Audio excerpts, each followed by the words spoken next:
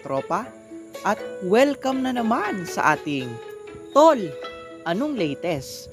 Number 18. Okay, so as we all know, VLWC update, and if we look at it, wala naman talagang bago ngayon sa game, no? So bali ngayon, magpo-focus lang tayo sa Rikit analysis ni Edo Nagato. But to spoil you already, to tell you the truth, wala talaga akong intensyon na mag-tol anong latest ngayon. Ano ho? Kasi even at first look, even yung kit ni Nagato is just normal. But there's a catch here. I decided to content because there is something with Edo Nagato that we should know about. Okay? So kaya i-rate natin siya ngayon at sasabihin ko kung ano yung something kay Nagato sa dulo ng video ito. So stick lang kayo. Ano? So wala na tayong titingnan pa dito sa mga bagay-bagay na to. Bali, ang inonote ko lang po. So the survey questions are back. Ano po? So kung kayo player na for a year already, I don't know if the past years also Bandai is doing this. I just don't know. Pero may product survey sila ngayon. Ito po yung nakikita yung questionnaire. Ano? So click nyo lang yan and then answer those questions.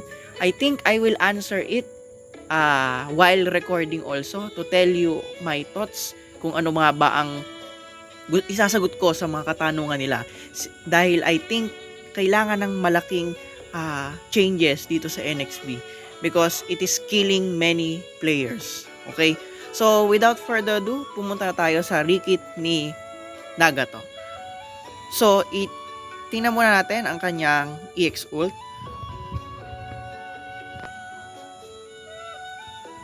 Yan. So, itong new EX ult talaga ni Nagato, alam nyo, ay nasa anime siya. Pero hindi si Edo Nagato particularly ang gumamit, kundi yung buhay pang Nagato.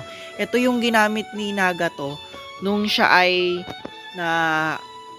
namatay si Yahiko. Nung nagpakamatay si Yahiko dahil pinwersa sila ni Hanzo. Kung napanood niyo yung moments na yon, kung saan unang beses niyang sinamon yung Gedo at doon siya nagkaroon ng maraming black crud sa likod.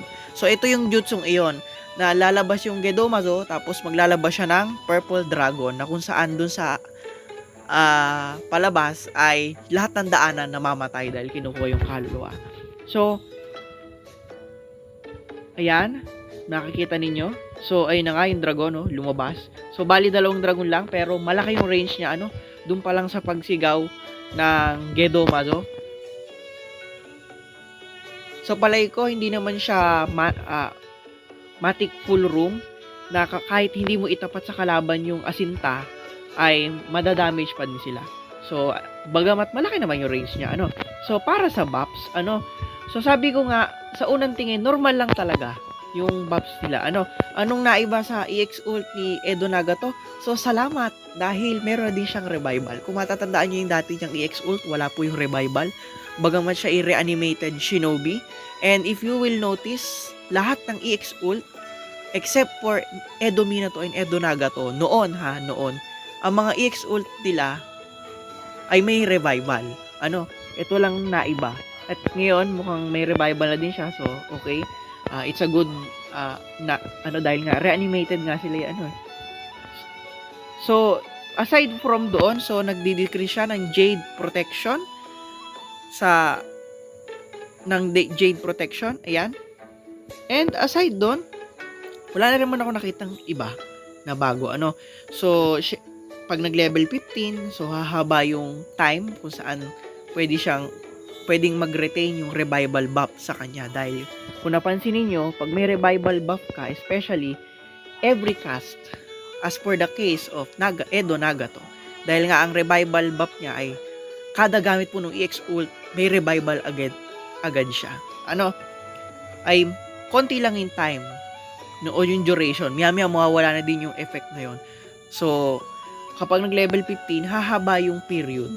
Although, sabi ko nga, hindi siya gaanong need itong buff na to dahil madali siyang nai-strip o na-nullify ng mga new kits ngayon dahil revive cancel sila. So, move on tayo sa LB. Okay? So, check muna natin ang itsura niya. Okay. So, wala ito sa anime, sa pagkakatanda ko. Pero obviously naman, talagang merong planetary devastation si Edo Nagato dahil nasa kanya yung Rinnegan ni Madara. Ano? So, may isa, tapos babanggain ng dalawa pang malaking bilog. Ano? And nag-activate siya ng trap. Ano? Pak. So, nakikita nyo naman. Okay naman.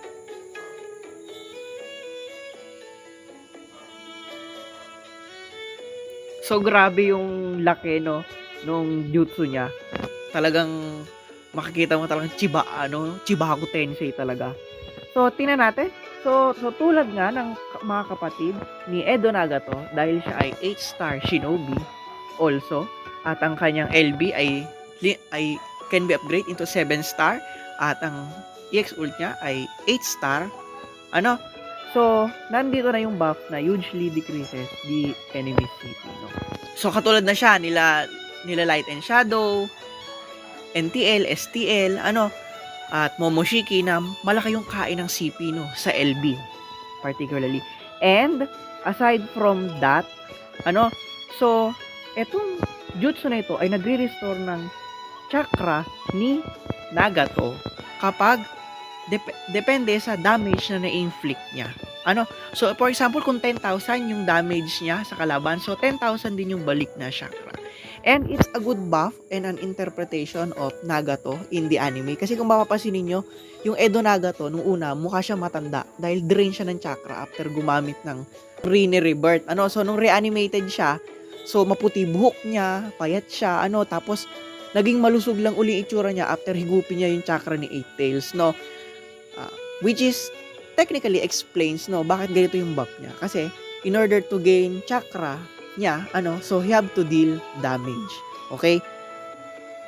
And aside from that, so yung HP recovery, na-explain ko na din naman ito kung ano itong HP in proportion to their max HP, no? So no need to explain. And so siya ay nag-i-increase din ng accuracy by medium amount, nakalagay by medium amount, which is therefore, even though mataas yung evasion rate ng kalaban, so dahil mataas yung accuracy niya, so mataas pa din ang chance na may hit yung kalaban.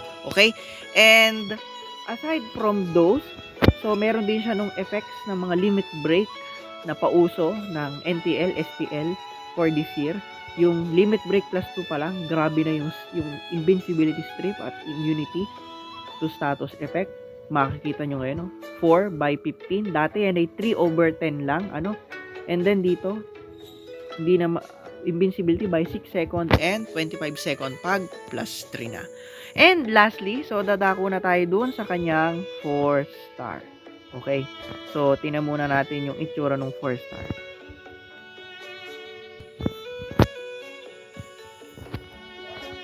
Yan, so nakakagulat itong 4-star na to, ha. Natatawa lang talaga ako kasi, guys, ayun na, sasawa niya, ang laki nung aso, grabe, nakakatakot. Kung matandaan nyo, may jutsu din si Edo Nagato, yung asong yan, yung 3-headed dog na yan, pero ubod ng liit, as in malaki pa siya. Ngayon, parang ginaya nila yung style nung kay Edo, nung kay Minato, yung sinasamo niya si Gamabunta, tapos nakasakay siya sa taas. Tapos kung nakikita nyo, nakasakay din siya sa taas doon. And it make it realistic.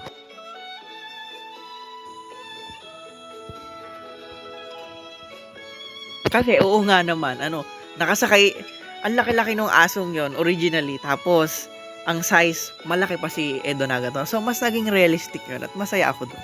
Although sa anime, hindi ko naman nakita ang sinakyan niya yon, yung 3-headed dog, dahil nakasakay siya doon sa ibon. So, check natin ang kanyang mga So, decreases enemies attack power and evasion rate. Ito po ang kakaiba kay Edo Nagato dahil hindi lamang siya nagdi-decrease ng evasion, meaning kung mataas ang evasion mo, pabababain niya, mataas pa yung accuracy niya. Grabe yun, no? So talagang isusure hit ka talaga ni Edo Nagato gaano man kataas ang evasion buff mo. Napakapamatay na buff pagsamahin ito. Nakakatakot to. Kung halimbawa maglabas na uli si Bandot ng Anniversary Shinobi na pamatay, talagang kung paanong ninanalify na ngayon yung invincibility, kumbaga wala nang sense yung invincibility buff dahil madali nang nai-strip. mukhang ang target naman ngayong burahin sa mapa ni Bandai ay yung evasion buff. Ano? So, palay ko, baliwala na ang mataas na evasion dito dahil with the high accuracy of a certain shinobi plus decreases evasion rate, patay tayo dyan. And more than that, nagdi-decrease din siya ng seal resistance by medium, and of course, it will become large afterwards. So, need pa din natin yung 130% seal resistance in order to be fully resistant against these debuffs. And sad to say, mukhang tinigil na ni Bandai yung pauso na 4-star pero double strip. Dahil kung makikita natin dito, decreases how long the enemy can be invincible by 3 seconds only. Wala na yung status effect. Dito wala dun dito kay Momoshiki, kung makikita ninyo dito, so pamatay ito kasi hindi lang siya nagdi-decrease ng invincibility by 4 seconds, nagdi-decrease din siya ng status effect immunity by 10 seconds, no? So parang katumbas na niya yung LB nung 2023 by I think pag +2 rather. But dito kay Edo Nagato, mukhang tinanggal nila yon yung buff na yon kasi masyado nga namang OP, no?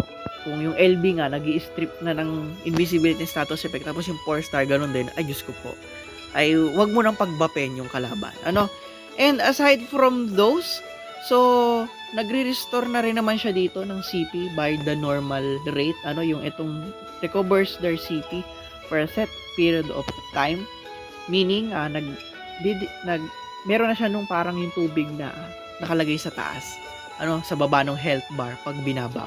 So, we don't have to worry anymore CP restoration. Okay?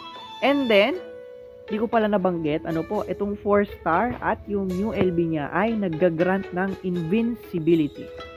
Sa buong team, team invincibility. And then, itong jutsong ito, pag nag-level 8, nagga-grant din ng status effect immunity. Dahil nakikita nyo, allies on the saber cannot be inflicted by status effect. Okay? So, maganda din siyang team. Okay. So, ngayon na natapos na tayo, kung makita nyo talaga sa unang tingin, normal lang talaga. Pero ano yung pasabog? Guys, before ko gawin tong video ito, napanood ko lang ang isang content ng isang NXB YouTuber, si Flying Raijin. Check nyo din ang kanyang contents, sa NXB. Ito din ang contents niya, guys, Okay. And, it says there na Instaka Shinobi si Nagato. Okay? So, I was intrigued. Kasi doon sa video niya, ginawa niya yung testing sa sarili niyang fort. So, wala pang real actual testing. And ako, hindi ako gaanong bumebenta sa fort testing. Okay? Kasi paminsan, medyo may error doon. Medyo tanga mga shinobi doon. So, iba pa rin talaga yung actual testing. But I tried it. I also tried and did what he test, at ito ang kinalabasan. Oo nga, kung nakikita nyo sa video ngayon, so Instacast Shinobi din siya. Kung makikita natin, based on the testing gusto kong i-testing pa si Edo Nagato dahil meron na nga akong kit niya. Kung totoo ba to at gagana nga ba to sa actual testing. So, ang nagawa lang na testing ni Flying Raijin ay using 4-star only, no? So, he proves na kapag merong LB, so nadidistrap yung AI niya, so hindi siya nag-i-instacast. So, sabi niya, need lang ilagay yung 4-star. But, limited yung naging test niya dahil 4-star lang yung na-acquire niya, wala pa siya ng new LB. So, I fill in the gap and I tested Edo Nagato equipped not just with 4-star and with LB, and the result is what you are going to see in the following videos. Okay? So, observe.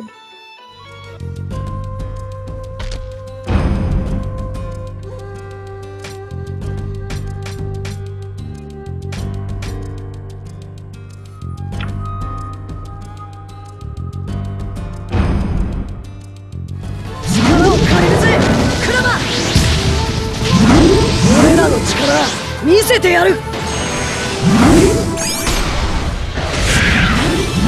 借りるぜ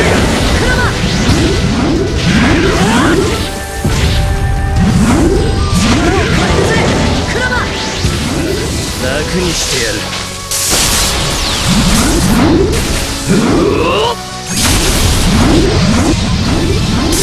今楽にしてやる。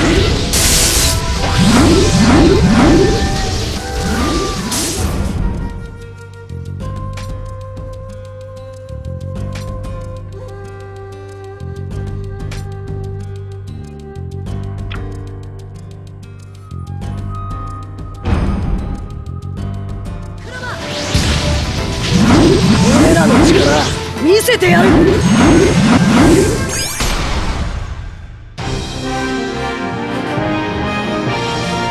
俺の道は誰にも邪魔させねえ。楽にしてやる。